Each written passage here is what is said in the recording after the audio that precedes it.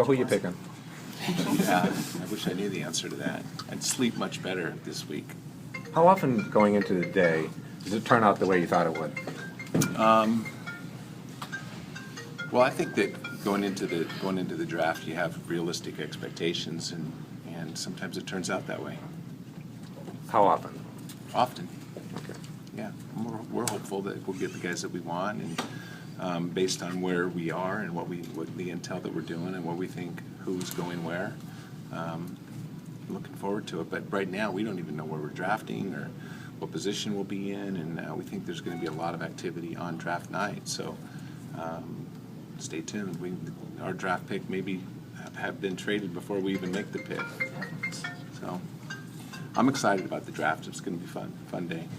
What gives you the feeling that there will be a lot of movement? Because historically, and especially recently, there hasn't been much.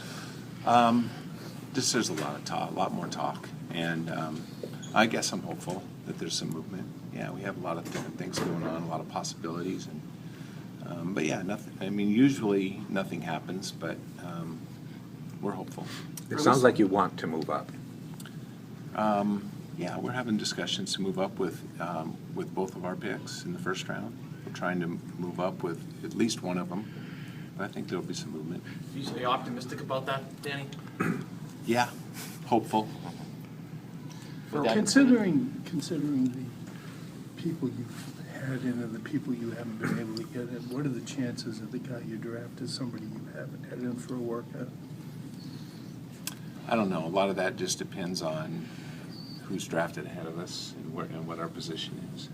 If we move up, the chances are very good that we did not have them in for a workout. You talked about the guys that have come in for workouts that we were here for, but have you been able to visit other cities with other teams for some of the guys that you weren't able to get in here? Did you have workouts? We saw a lot of workouts, mostly out in L.A. I went out into L.A. for a week and watched maybe 70 or 80 guys work out.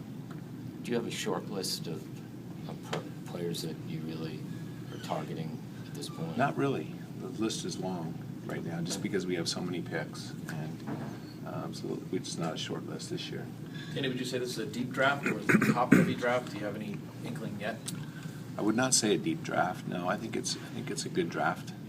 I think we can get some help in this draft.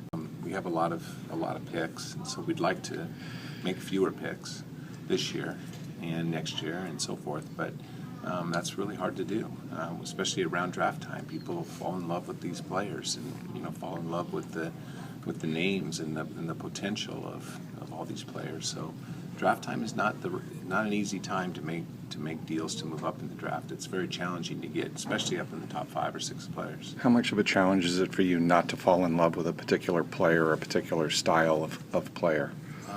Well, I'm trying to fall in love. But the smart way. I mean, obviously, you like the players you like, but you have picky, to be. let's put it that way. Okay. Are there certain players that you're looking at that, now that Brad's been here for a couple of years, he kind of has his system in place, his style that kind of took course over the second half of the year, that you're looking for players specifically that would fit in to that style with him? Well, didn't Brad have like 47 players? Well, yeah, obviously you played a lot better with some of them than you did with others. I think he's done a great job. What I'd like to do is I'd like to give Brad a team that he can actually plan for and play for and have some continuity a lot more this year than we have this past year. But, Brad's good, and I think that we've talked a lot about players, and he likes all the different types of players, and I think that adjusting his system to the talent is probably easier than trying to fit players into a specific system. Danny, as you try to move up with teams calling, are there any untouchables in your mind on this roster as you try to move up? There's no such thing as untouchables, but there's guys that we really love and are part of our core that we don't want to move. Sure. Do you get the sense that there's more teams than usual who want to trade down? I do not get that sense, no. Yeah. Nobody wants to. They have to be enticed to, but nobody wants to move down.